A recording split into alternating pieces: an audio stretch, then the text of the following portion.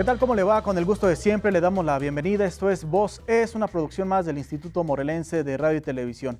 Mi nombre es Guillermo Correa y hoy en el segmento de personas con discapacidad vamos a abordar uno de los temas que a sugerencia de todos ustedes estaremos detallando con nuestro especialista invitado. Hoy estaremos con el tema leucodistrofias y también sus consecuencias. Son algunas de estas enfermedades raras y por lo mismo de la rareza, pues hemos pedido que nos apoye con su orientación, sus conocimientos al doctor Roberto Reina Alcántara, quien es especialista, es neurólogo, a quien le agradezco como siempre acepta la invitación de platicar con nosotros, con nuestro auditorio. Y recordarles que estamos transmitiendo a través del canal 49, a través de nuestras 4 emisoras de radio y también por nuestra señal en internet en www.imryt.org. Más adelante las vías de comunicación para que se ponga en contacto con todos nosotros. Bueno, pues ya le comentaba la leucodistrofias y sus consecuencias. Son, doctor, enfermedades raras que cuando menos en lo personal, aun y cuando se pone uno a buscar, a leer para tener un contexto para este tipo de programas, aún nos quedan algunas dudas. Así es. ¿Qué es esto? Bueno, las leucodistrofias es una enfermedad, como dice, no muy común, que afecta generalmente a la sustancia blanca del cerebro. Para que más o menos se haya un poquito más de comprensión, el tejido cerebral se divide en sustancia gris y sustancia blanca. La sustancia gris es la que tiene todos los centros de recepción, y la sustancia blanca es por la cual viaja la información y viaja, por ejemplo, el movimiento de una pierna, un dedo, una mano, la voz, la visión, el oído, etcétera, ¿no? ¿Es la materia blanca? La sustancia blanca. Sí. Y está llena, lógicamente, de terminaciones nerviosas. Las mismas, lógicamente, para poder transmitir estos impulsos eléctricos, se basa a través de unas vainas que se llaman de mielina. Las leucodistrofias generalmente afectan estas vainas de mielina y hay una desmielinización, y entonces no hay una conducción normal, y por eso es la presentación de todos los síntomas. ¿Son qué, como los aceites del cerebro, más o menos? ¿Algo así? Es como los cables, los que llevan la comunicación, la información de un sitio a otro. Ajá. Y entonces sí tiene razón de ser cuando dicen te falta materia gris en algunos casos, ¿no? ¿También? Así es. Por ejemplo, aquí uno de los síntomas que afecta, por ejemplo, la visión. El área visual se localiza generalmente en la parte posterior del cerebro y está el centro visual primario y secundario, donde se almacenan todas las imágenes, todo lo que vemos, todo, y ya un procesamiento más que una computadora. Estas imágenes, lógicamente, para recibirlas, viajan a través de axones, dendritas, y estos son como cables que llevan vainas de mielina. La mielina se empieza a perder, entonces al perderse ya no hay información, por eso es la pérdida visual. Y de ahí que estas leucodistrofias son directamente dañinas para el cerebro. Las leucodistrofias son generalmente es un trastorno genético, o sea, se transmite, se menciona que es autosómico recesivo, se transmite de generación a generación y solamente se presenta cuando hay un padre portador o una madre portadora, dependiendo, y es cuando se presenta y lógicamente va a afectar, y hay muchos subtipos. Es decir, se puede heredar. Es hereditable. Sí. Es hereditable. Sí. Y ya nos habla, son categorías, son tipos de estas enfermedades. ¿Cuáles serían estas, doctor? Bueno, las más comunes es las leucodistrofias, la adrenoleucodistrofia, la enfermedad de Cray, la enfermedad de la xantomatrosis. Son más de 20 subtipos que son diferentes, pero la presentación o la sintomatología es casi lo mismo. Lo que se menciona en las diferentes variedades es que hay una disminución en la acción de una enzima o coenzima. La enzima o coenzima es aquella proteína que nos va a hacer viajar de un lado a otro de la célula para producir cierto tipo de elemento que nos permite formar la mielina o llevar la conducción. Entonces, cuando hay esa alteración, se produce cierto tipo de enfermedad que es una variedad de las leucodistrofias. ¿Qué origina esto? Porque partimos de que es una enfermedad, además de herencia, es una enfermedad rara, pero ¿por qué es rara también? Porque no se transmite, o sea, un ejemplo, una madre que es portadora, cuando se casa con un paciente, una persona joven, solamente lo transmite al 25% de sus hijas, que tienen que ser femenino en este caso, cuando es ligada al X, sí, porque es XY y XX de la mujer, entonces cuando es ligada al X, son 2X, entonces solamente el 25%, que son mujeres, que van a ser 2X, van a ser portadoras de la enfermedad y el otro 50% va a ser presentable la enfermedad, perdón, y el otro 50% puede ser portadora de la enfermedad. Ya, de ahí la rareza, ¿no? Partimos de ese origen. Ahora, ¿quiénes son los más susceptibles? ¿Hombres, mujeres? En este caso se menciona cuando es ligada al X las mujeres. Sí. Y son quienes comienzan a tener, digo, ya hablaremos de los síntomas y todo esto. ¿A partir de qué edad, más o menos? Generalmente se menciona que son menores de 10 años, más del 90%, aunque también se puede presentar en la edad adulta. De 10 a 20 años, más de 20 años, hasta los 40 años, son formas más leves de este padecimiento que tienen, entre comillas, un mejor pronóstico. Leucodistrofias que generan o son causantes de diversas discapacidades en una persona. ¿Cómo cuáles serían las más comunes?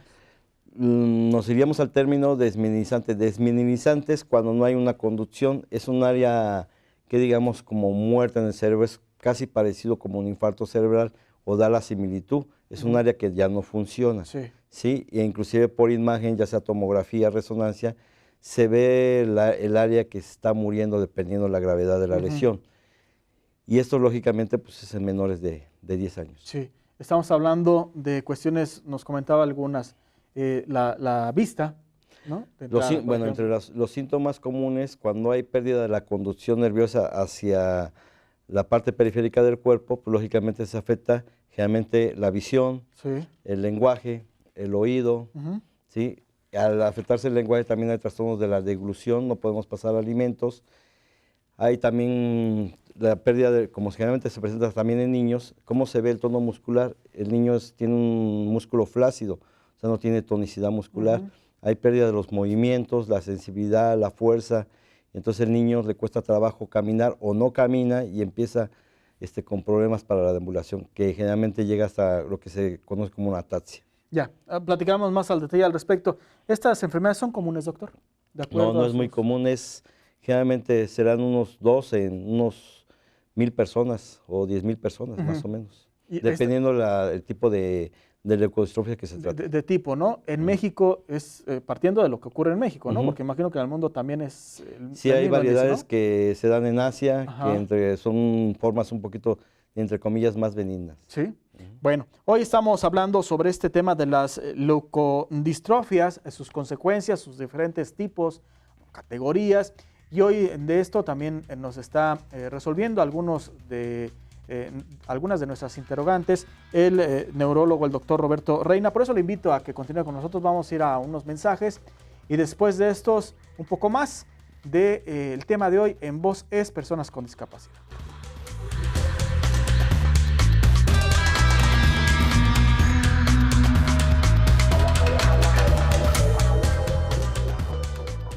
Gracias por continuar con nosotros hoy aquí en este segmento de Personas con Discapacidad de Voz Es. Les recuerdo que estamos abordando el tema de leucodistrofias y sus consecuencias. Hablando de esto con el doctor Roberto Reina, quien es especialista, es neurólogo. Ya le dimos un contexto en lo general para introducirnos a todo este asunto. Y doctor, en el entrecorte hablábamos sobre la prevención. ¿Es posible hacerlo incluso antes de que nazca el niño? Hay estudios actualmente que se puede hacer in vitro el diagnóstico mediante el líquido amniótico, cuando está el bebé todavía está in útero, pero lógicamente el pronóstico sigue siendo el mismo porque no hay forma de corregir esto, ¿no? Es decir, es una enfermedad o enfermedades derivas que no tienen cura aún. Sí, porque es un trastorno genético. Sí, bueno, y ahí el término. Y esto es recientemente que se puede prever desde el útero con el avance de la medicina y todo esto, pero antes, por ejemplo, era hasta que comenzara a desarrollarse el niño, ¿no? Sí, hay diferentes enfermedades que en los niños empiezan a perder tonicidad, como las distonías, las ataxias, etcétera. Entre ellas están las leucodistrofias, donde hay pérdida del tono muscular. Entonces el pediatra, como tiene un poquito más de conocimiento sobre esto, pues se va sobre eso y puede diagnosticar o puede prever que tenga esto para un mejor tratamiento o un mejor asesoramiento de la familia, ¿no? Bien, y le recuerdo que de este tema y otros, usted puede participar, puede colaborar con sus comentarios a través de nuestras vías de comunicación 243-6200, extensión 184 y la 158, y a través de las redes sociales de Voz Es, tanto en Facebook como en Twitter.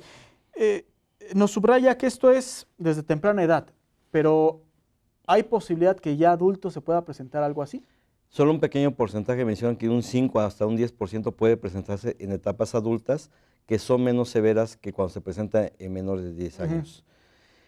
Que cuando se presenta en etapas adultas tienen, entre comillas, un pronóstico no tan bueno, pero mejor que a los menores de 10 años. ¿Qué es esto? Pues tiene una sobrevida de 5 a 10 años. Ya. Cuando es menor de 10 años, se menciona que la sobrevida puede ser hasta 2 años. O sea, es un, Cuando ya es una etapa muy avanzada. es un volado prácticamente, ¿no? ¿Depende qué? ¿De los tratamientos o de la constitución? Lamentablemente el tratamiento todo es sintomático y más que nada a mejorar o rehabilitar las partes afectadas. Por ejemplo, hacerlos que no tengan tanta dificultad para caminar, la rehabilitación, etcétera, pero pues esto va siendo progresivo cada vez. Ya, entonces, es de acuerdo quizá la reacción al tratamiento que se tenga, si la constitución física del niño es lo suficientemente fuerte, yo creo, ¿no? Hay una variedad que se llama adrenoleucodistrofias, que cuando se asocia a una enfermedad de Addison, por sí sola o conjuntamente, o la enfermedad de Addison por sí sola sin tanta leucodistrofia, puede tener un poquito más de mejoría o de pronóstico. ¿Por qué? Porque se dan esteroides. La enfermedad de Addison es una disminución de la función de las glándulas suprarrenales. Entonces empieza a haber menos cortisol en la sangre y empieza a haber hipotensión, etcétera, a nivel sanguíneo. Entonces, con el tratamiento con esteroides pueden mejorar este tipo de pacientes y tener un mejor pronóstico, pero solamente en este tipo de variedad. Y esto en el caso de los niños. Más grandes es otro tipo de tratamiento, obviamente, ¿no? Generalmente es sintomático. ¿Sí? Medicamentos como tal para esto no lo hay. No lo hay que diga esto, lo va a revertir, no. Porque es una alteración genética en un cromosoma que nos va a producir una deficiencia de una enzima y esa enzima nos va a producir acúmulo de ciertas sustancias que nos van a degradar la mielina. ¿Cuáles son los síntomas, doctor? Ya nos ha adelantado un poquito, pero de manera precisa. Generalmente es pérdida son niños, pérdida de la tonicidad, movimientos disminuidos, temblor, si ya el niño ya camina, dificultad para caminar, que se llama ataxia o dificultad para la marcha, trastornos visuales, empiezan a perder la visión, trastornos auditivos, no oyen, y trastornos del lenguaje, o sea, la voz no se les facilita o tardan en articular palabras, y también no pueden ya deglutir alimentos en fases un poquito más avanzadas. Y dado estos síntomas, ¿se pudiera confundir con otro padecimiento? ¿Retrasos? En los niños se puede, como le mencioné anteriormente, con distonías, ataxias hereditarias, hay muchas variedades y hay que hacer el diagnóstico diferencial. En los adultos, cuando se presenta en la etapa adulta, generalmente con las mielopatías. Y esto el especialista le tiene que detectar perfectamente qué es, ¿no? Ahora, el padecimiento ya nos ha dicho no es curable, es un tratamiento que imagino sí, por el medicamento que se utiliza, es difícil, es complicado, hay que ser muy rigurosos en su aplicación. Más que nada en el diagnóstico, ¿sí? Y en sobrellevar los síntomas y la rehabilitación de los niños en este caso. Y ya que tocó eso, ¿en qué consiste un tratamiento, por ejemplo? Porque es medicina más ejercicios, más rehabilitación continua, ¿no? Me imagino. Sintomático, por ejemplo, si tiene dificultad para deglutir, algún tipo de esteroide, un tipo de desinflamatorio, el trastorno auditivo, ponerle alguna prótesis para que oiga, así. Dependiendo del síntoma que predomine más, pero generalmente son todos en conjunto. Ya, la expectativa de vida de un niño. Un niño generalmente se menciona que es a 2 años, cuando se presenta en etapas muy tempranas, desde el nacimiento. Y cuando se presenta ya en etapas adultas de 10 a 20 años o más de 40 años, el pronóstico pues varía y puede ser hasta 10 años de sobrevida. Y en México, en el país, digo, a partir de lo que usted conoce, ¿existen áreas o sitios donde tengan este tipo de especialidad en tratamientos? Bueno, generalmente pues hay, como sabe, hay institutos neurológicos aquí en el país, hay varios centros de apoyo, de rehabilitación ya en varios estados de la República. Sí se cuenta pues con las condiciones en el país, porque antes pues era irse a Houston. Aquí yo creo que la situación primordial sería el diagnóstico eficaz, ¿no? Y a propósito de esto, doctor, díganos por favor dónde ustedes lo pueden encontrar. ¿Tiene consultorio? Bueno, yo me encuentro en el Hospital Innovamed, en la Torre Médica, en el segundo piso 206. Y el teléfono es el 102-3480. Y con gusto le pueden llamar para agendar alguna consulta y ya determinar, ya lo sabe, desde que está embarazada y si cuenta con estos antecedentes, determinar si su bebé también pues lo va a heredar o no. Vamos a hacer una nueva pausa y estamos de regreso hoy aquí en Voz Es abordando el tema de leucodistrofias y también sus consecuencias.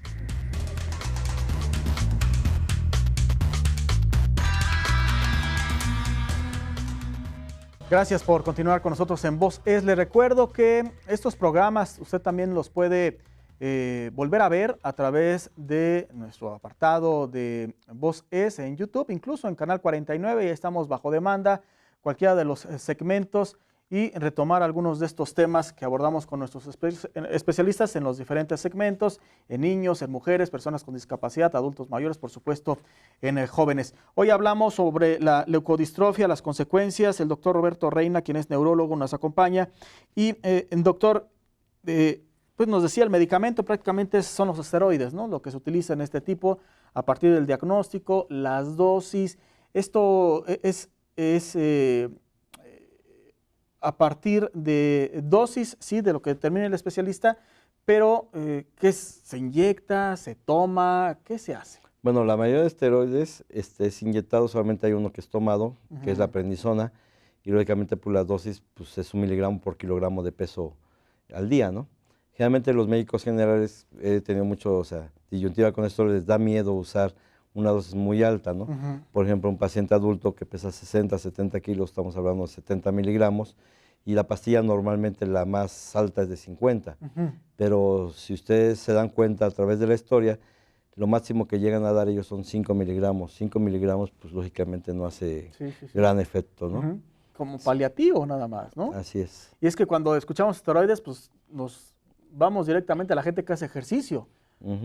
No para curarlo, sino para la masa muscular y todo esto, ¿no? Y de ahí, por eso la incógnita que por qué utilizarlo como medicamento. Digo, los esteroides son buenos, lógicamente, en cierto tipo de enfermedades, y cuando no hay otra alternativa, pues se deben de usar, ¿no? Pero en forma crónica, pues no es recomendable usarlos porque trae muchos efectos colaterales. Entre los más graves es inmunodepresión. ¿Qué es esto? Pues que una gripa se puede convertir en una neumonía, en un proceso fatal, ¿sí? Nada más por el uso de este tipo de medicamentos que bajan nuestras defensas naturales del organismo. Y llega a ser contraproducente también dependiendo de la persona, ¿no? Así es. Ahora, en todo esto ya... Eso que usted acaba de mencionar es muy importante. Generalmente cuando hay una alergia a algún medicamento que reacciona el paciente mal a ese medicamento, se da esteroide para revertir el efecto. Es muy raro que una persona sea alérgica al esteroide, pero sí lo hay. Claro. Es una entre 10,000 personas puede ser alérgica al esteroide. O sea, tomarlo y provocarle una reacción alérgica. Pero generalmente ese es el medicamento de elección para revertir algún síntoma grave, por ejemplo. Como cuando los que son alérgicos a la penicilina, ¿no? Por ejemplo, ¿no? Tiene que ver mucho en esto. Bien decíamos que no hay una cura para estas leucodistrofias, pero en este proceso, para poder llegar más o menos enterados al programa, leíamos que el trasplante de la médula ósea pudiera ser alguna alternativa, pero no la cura. No, se supone que el trasplante de médula ósea solamente en un tipo de leucodistrofia puede ser útil, pero para los síntomas cerebrales nomás disminuir la intensidad de los mismos, por ejemplo, los problemas visuales, auditivos, etcétera, pero para el problema periférico de los nervios a nivel de todo el cuerpo no contribuye en nada. O sea, sigue avanzando la enfermedad. Es decir, para que quienes nos escuchan, que no le cuenten, ¿no? Que con eso va a resolver. Y lógicamente, pues es un procedimiento que no es inocuo, ¿no? Que también lleva sus claro, y complejísimo, ¿no? ¿Cuántos casos no hemos escuchado que pasan, bueno, ya nos dijo la expectativa de vida, pero sí hay años de algún donador de médula ósea para esta y otros padecimientos, y que además me imagino que es una intervención cara, ¿no? Así es. No sé si en el sector público también existan esas. Sí, también lo hay. Sí, ¿no? Pero también la espera es muy larga. Generalmente, eso que hablaba usted del sector salud, por ejemplo, la gran mayoría de gente, yo acudo anualmente a una sesión general nacional del ISSSTE, por ejemplo, el 92% de las personas está de acuerdo al servicio brindado de las cirugías, medicamentos, etcétera, está totalmente satisfecha. Y el 8% que está insatisfecha se refiere más a la tardanza en la atención, no a la atención brindada. Bueno, entonces, para que no le digan que con el trasplante de médula ósea se puede curar. Una de estas le ayuda a recuperar movimientos quizá un poco, pero no la cura, y también dependiendo de qué tipo de leucodistrofia es la que está padeciendo, ¿no? Es tan solo una alternativa. En esto de los medicamentos que ya también lo hemos comentado, fuera del esteroide, ¿no hay otro que pudiera servir? No. Hasta la fecha no. Entonces, para que tampoco le digan que existe en esta cosa. Hay lo que comentábamos, que cuando se hace en útero el diagnóstico, que el resurgimiento de células madre e implantarlas, pero todavía está en estudio, ¿no? Platicaba yo hace como 3 años con un investigador que está del Politécnico, que solamente están aprobados para que 2 de células madre, que es uno para la alopecia y el otro no recuerdo bien para qué. Los demás no hay ninguno que esté totalmente aprobado científicamente. Bueno, pues cuando está aprobado lo de la alopecia, nos dicen, ¿no, Doc? Porque muchos compañeros por acá también igual le pueden pedir. Oiga, y regresando a lo de las leucodistrofias, ya nos decía que es, en cuanto a incidencias, las mujeres quizá quienes podían tener un mayor grado de que se presente. Sí. ¿Sí? ¿Correcto? Generalmente cuando son ligadas al X, por lo que le comentaba.